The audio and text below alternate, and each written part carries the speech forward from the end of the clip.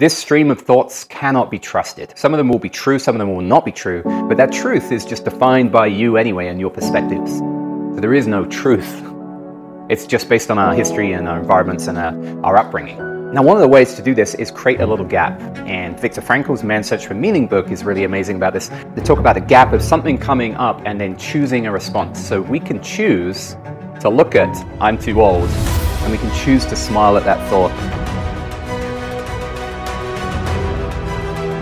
Here is why you cannot trust your thoughts. And here is how to actually get control over your thoughts. When they go spiraling crazy, we have more than 10,000 thoughts a day. Let me find out how many we actually have a day.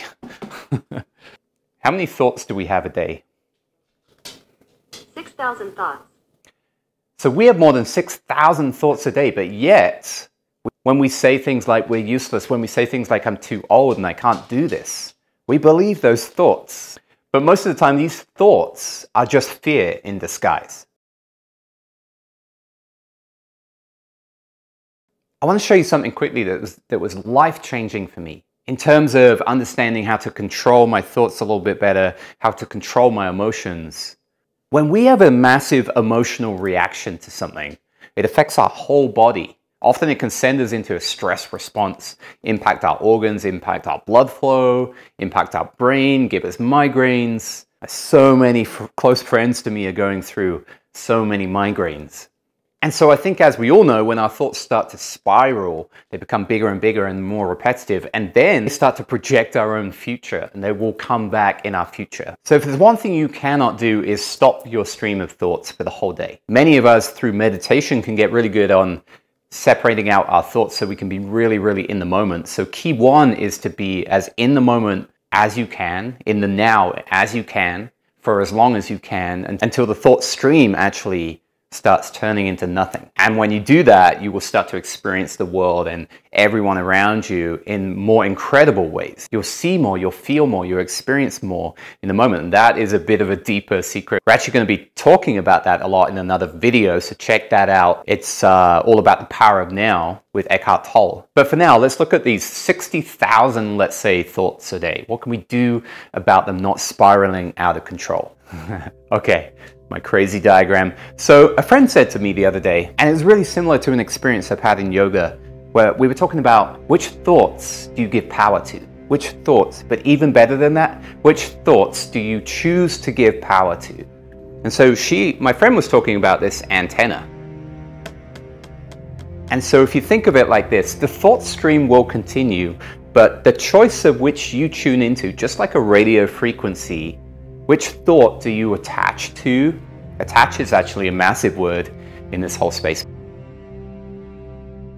All right, so this is the key. When you choose, and choose is a key word, to tune in to a negative thought, to give it power, to attach to it. You literally attach to it. Then it will start to grow. What Vishen talked about from mindvalley.com is we have a meaning-making machine.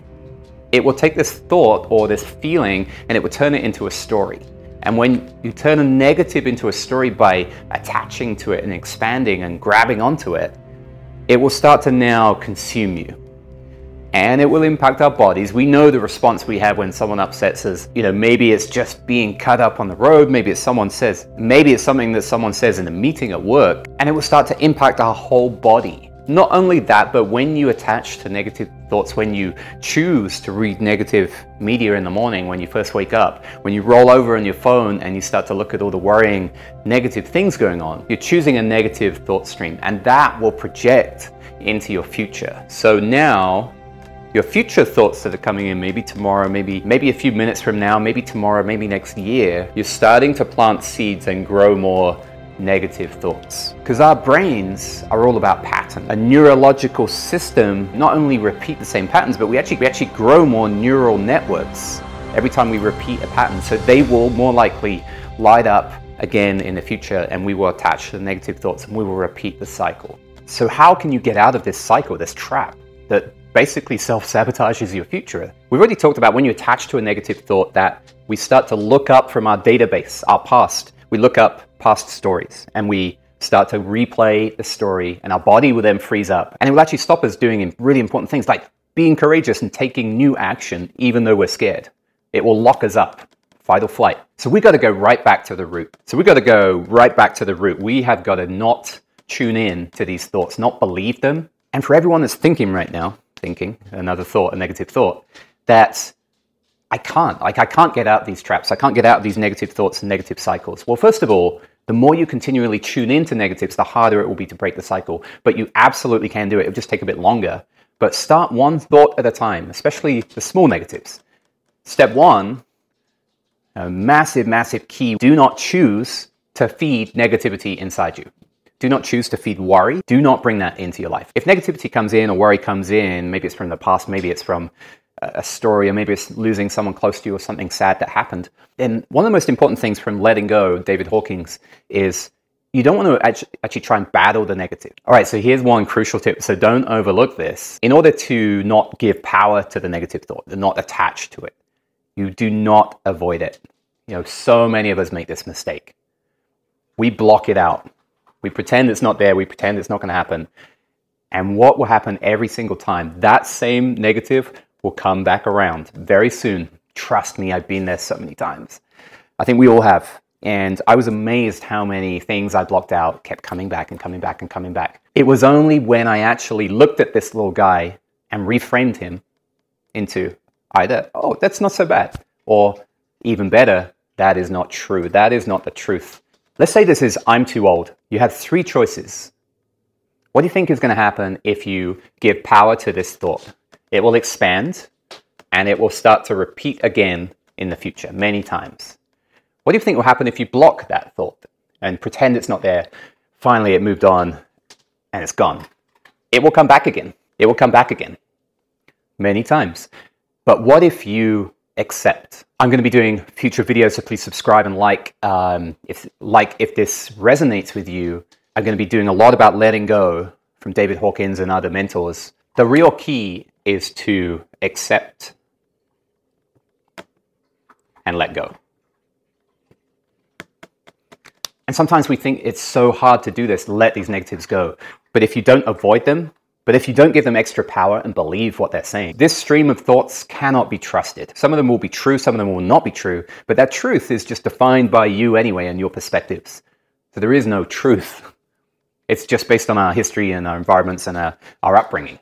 Now, one of the ways to do this is create a little gap. And Viktor Frankl's Man's Search for Meaning book is really amazing about this. They talk about the gap of something coming up and then choosing a response. So we can choose to look at, I'm too old, and we can choose to smile at that thought, give it a little wink, and just literally breathe through it. It is all about accepting the thought.